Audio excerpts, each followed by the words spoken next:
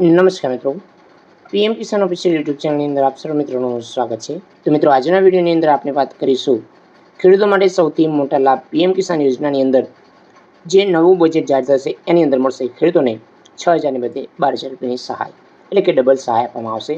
તો સંપૂર્ણ બજેટ વિશે માહિતી જાણીશું, વિડીયો અંત સુધી જોતા રહેજો।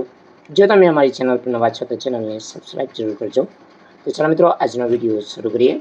તો મિત્રો, વિડીયોની અંદર આપણે વાત કરીશું બજેટની ચર્ચાઓ વાકેફ બે લોકો સંકેત આપ્યા છે કે પીએમ કિસાન સન્માન નિધિ યોજના હેઠળ ખેડૂતોને આપવામાં આવતી વાર્ષિક રકમ વધીને 12,000 રૂપિયા થઈ શકે છે। તો હાલમાં તમામ જમીનદાર ખેડૂતોને 3 સમાન હપ્તામાં દર વર્ષે 6,000 રૂપિયા આપવામાં આવે છે। બજેટ ચર્ચાઓથી વાકેફ બે લોકો સંકેતો આપવામાં આવે છે કે પીએમ કિસાન સન્માન નિધિ યોજના હેઠળ ખેડૂતોને આપવામાં આવતી વાર્ષિક રકમ હવે વધીને 12,000 રૂપિયા થઈ જશે।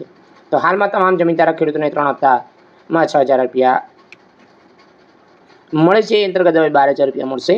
તો આ સિવાય ત્રિમાસિક ચૂકવણીને બદલે મહિને 1,000 રૂપિયા રોકડ આપવાની પણ તૈયારી કરવામાં આવી છે।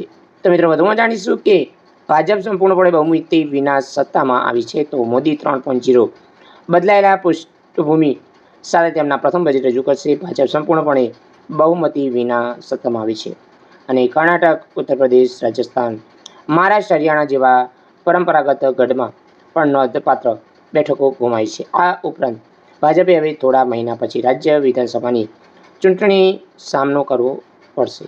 નવેમ્બરમાં હરિયાણા અને મહારાષ્ટ્રમાં ચૂંટણી યોજાશે। ઝારખંડ, દિલ્હીમાં આવતા વર્ષે શરૂઆતમાં જાન્યુઆરી અને ફેબ્રુઆરીમાં ચૂંટણી યોજાશે।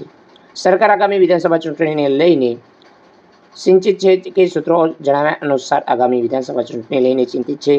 મહત્વનું છે કે તાજેતરમાં યોજાયેલ વિધાનસભા પેટા ચૂંટણીના પરિણામો વિપક્ષ પાર્ટી ઇન્ડિયા બ્લોક 13માંથી 10 બેઠકો જીતી છે, જ્યારે ભાજપે 2 બેઠકો જીતી છે। આનાથી 3 મત વિસ્તાર સાથે જોડાયેલા તાતી જરૂરિયાત પર સ્પષ્ટ થયું છે। એ વધુમાં છે કે ખેડૂતો માટે સારા સમાચાર, સંબંધો બનાવવાની તૈયારી છે। મોદી સરકાર ખેડૂતોને સાથે સંબંધો કંઈક થશે તોફાની રહ્યા છે। તો વર્ષ 2021માં 3 નવા કૃષિ કાયદા લાવવામાં સરકારનું પગલું કારણે વિરોધનું 1 વર્ષ પસાર થઈ ગયું છે, જ્યારે સરકારે 2022ની શરૂઆતમાં કૃષિ કાયદાએ છોડી દેવાનું નક્કી કર્યું હતું। ત્યારે ખેડૂતો એક વર્ગ તમામ પાક માટે લઘુત્તમ ખરીદી કિંમત કાનૂની ગેરંટી માગી રહ્યા છે।